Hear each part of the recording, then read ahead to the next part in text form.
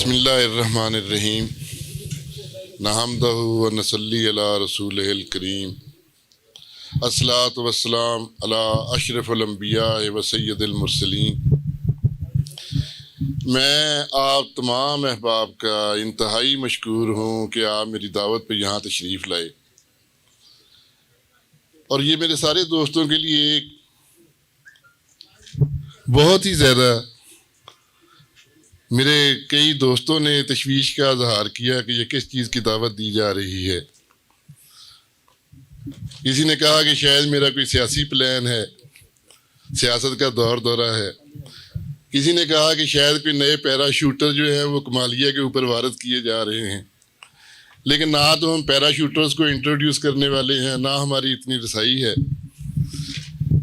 یہ میرے بھتیجے کا ایک خواب تھا، وہ اپنا ایک فنکشن، ایک پروگرام شروع کرنا چاہتا تھا۔ اس کے باپ کو کمالیہ کے ساتھ، کیونکہ کمالیہ کی مٹی سے ہی اس نے جنم لیا اور کمالیہ کی سڑکوں پہ ہی اس نے اپنی محبت کا بھرپور اظہار کیا۔ جب بھی کمالیہ آتا، ایک نکر سے شروع ہوتا، دوسری نکر تک جاتا، ہر بندے سے ملتا، کسی میرے بھائی کا دوست ہوتا اس سے بھی ملتا، میرے باپ کا دوست ہوتا اس سے بھی ملتا، میرے دوستوں سے بھی ملتا۔ ریٹائرمنٹ کے بعد بھی جب بھی اسے موقع ملا وہ ایک مہینہ کمالیہ آتا تھا، یہاں سے اس کا جانے کو دل نہیں کرتا تھا، اور اس کی بہت زیادہ خواہش تھی کہ میں کمالیہ میں ہی آ کے مستقل قیام کروں۔ لیکن بچے چونکہ وہاں سیٹل ہو چکے تھے، اس لیے ان کے لیے وہاں سے مائیگریٹ کرنا یا کمالیہ میں اپنی کوئی اماجگاہ بنانا بڑا مشکل تھا۔ تو باپ کے دنیا سے رخصت ہونے کے بعد وہ جیسے ریئیکشنری طور پہ ایک بہت زیادہ محبت نہیں بڑھ جاتی، وہ ریئیکشنری طور پہ بہت زیادہ محبت بڑھی کمالیہ کے ساتھ، اور ان بچوں نے کمالیہ میں بار بار آنا شروع کیا۔ یہ ہمارے باپ کو بہت لگاؤ تھا، وہ بھی نہیں یہاں ٹھہرتے تھے، ہر 2 مہینے کے بعد کمالیہ جاتے۔ تو میں کمالیہ آ گیا، لیکن وہ جو پیریڈ تھا 2 سال کا، میں نے وہ بھی دیکھا کہ اس میں اسلام آباد میں کتنی گروتھ ہوئی ہے۔ اسلام آباد جو پہلے بڑھ رہا تھا باراکو کی طرح، مری کی طرح، وہ بڑھتا وہ اب مری تک نہ انکروچ کر چکا ہے۔ دوسرا اس کا پلان تھا، یہ گروتھ اس کی ہو رہی تھی جب ہم جی ٹی روڈ کی طرف سفر کرتے تھے۔ شارع اسلام آباد ایک سڑک ہے جو 0 پوائنٹ سے شروع ہوتی ہے اور جا کے رواد تک جاتی ہے۔ اس سڑک کے دونوں طرف ایک درمیان میں ایک مڈ وے آتا تھا جو ایئرپورٹ چوک کہلاتا تھا۔ ایئرپورٹ چوک تک آبادی بڑھی، جب آبادی وہاں لوگوں نے پلاٹ کاٹنے شروع کیے تو یہ خیال کیا جاتا تھا کہ اس علاقے میں کون آئے گا، یہ ایئرپورٹ، یہ اتنی دور، یہ اتنا بنجر، یہ وہ۔ اب وہ جو علاقے ہیں ان علاقوں میں اب کوئی جگہ باقی نہیں رہی رواد تک۔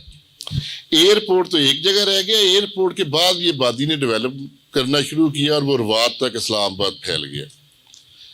اسلام آباد کی تیسری سائڈ پہ ایک نئی ڈائریکشن ہے، وہ راولپنڈی کی ہے، اور راولپنڈی والی ڈائریکشن تو وہ تو پہلے ہی لیمیٹڈ ہے کہ آپ اس سے آگے بڑھ نہیں سکتے کیونکہ آگے راولپنڈی شروع ہو جاتا ہے۔ اسلام آباد کے نارتھ میں جو ڈائریکشن ہے یہ جاتی ہے واہ کینٹ کی طرف، اور واہ کینٹ تک پھر لوگوں نے پلاٹ کاٹنے شروع کیے، سوسائٹیز بنتی رہیں، پلاٹ کاٹتے اب حال یہ ہے کہ آپ میں سے کئی اصحاب کو یہ اتفاق ہوا ہوگا پشاور جانے کا یا اس روڈ پہ جانے کا۔ آپ اسلام آباد سے چلتے ہیں تو آپ کو واہ کینٹ تک کوئی جگہ خالی نہیں ملتی کہ جہاں پہ کلونیز نہ ہوں، جہاں پہ سوسائٹیز نہ ہوں، جہاں پہ مکان نہ بنے ہوں، جہاں پہ ڈیولپمنٹ نہ ہوئی ہو۔ اب یہ ساری چیزوں کے بعد اسلام آباد کا ایک کونا باقی رہ گیا ہے کہ اب جب آپ سفر کرتے ہیں، آپ موٹر وے سے جاتے ہیں، آپ نے دیکھا ہوگا کہ موٹر وے کے دائیں بائیں آپ کو سوسائٹی، ڈیولپمنٹ، سڑکیں، یہ ساری چیزیں نظر آتی ہیں۔ اب جتنی ڈیولپمنٹ ہو رہی ہے اسلام آباد کا صرف میرا خیال ایک کونا باقی رہ گیا ہے کہ جس میں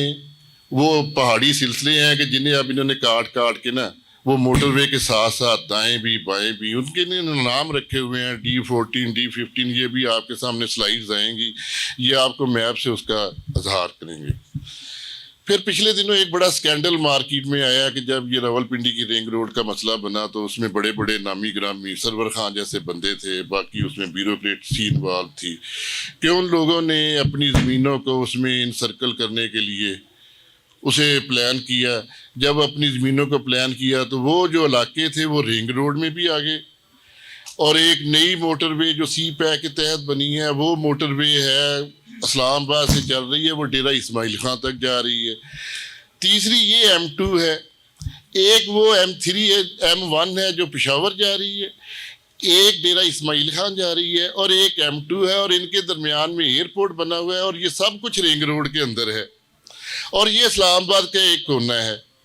اور جب یہ والا سکینڈل منظر عام پہ آیا تو اس وقت ایک نووا سٹی کا سکینڈل منظر عام پہ آیا تھا کہ یہ نووا سٹی کی وجہ سے ہوا،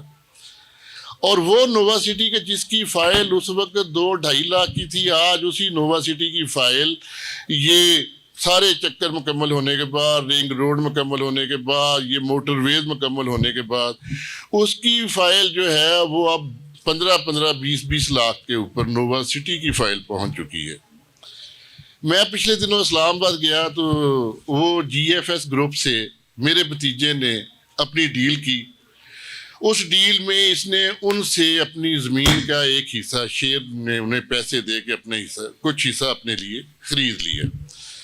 وہ حصہ خریدنے کے بعد یہ مجھے کہنے لگا کہ چاچو یہ دیکھ لیں، یہ چیزیں ہیں، یہ موٹر ویز ہے، ادھر موٹر ویز ہے، یہ ایئرپورٹ ہے، یہ ایئرپورٹ سے اتنا فاصلہ ہے، وہ جتنا فاصلہ ہے وہ سارا آپ کو سارا میپ پہ ابھی نظر آئے گا،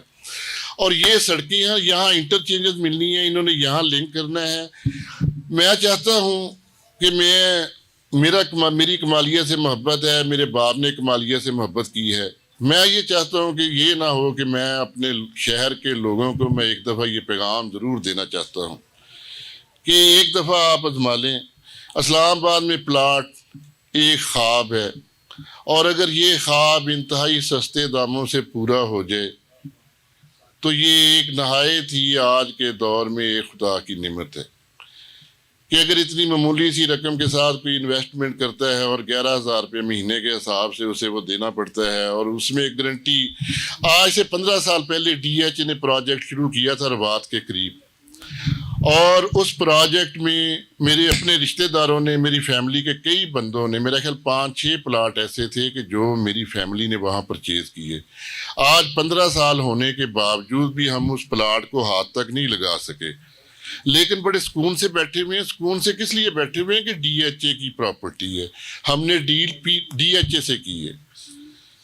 لیکن یہ کوئی 15 سال کا پروجیکٹ نہیں ہے۔ یہ GFS جو ہے وہ اسے انتہائی ریکگنائزڈ اور ویل ریناؤنڈ وہ اتھارٹی ہے جو یہ کام کرتی ہے۔ وہ اپنی سارے NOCs وغیرہ مکمل کر رہے ہیں، اپنے NOCs وغیرہ مکمل کرنے کے بعد وہ اسے بھرپور طریقے سے لانچ کریں گے، اس کی بھرپور ڈیولپمنٹ کریں گے، انتہائی ماڈرنائزیشن ان کی کالونیز میں نظر آئے گی، اور اس میں وہ جو پیچھے DHA ہے ہماری، جو 15 سال کے بعد بھی ہم پرسکون بیٹھے ہوئے ہیں کہ وہ ہمارا سرمایہ جو ہے ضائع نہیں جائے گا۔ اور اسی طرح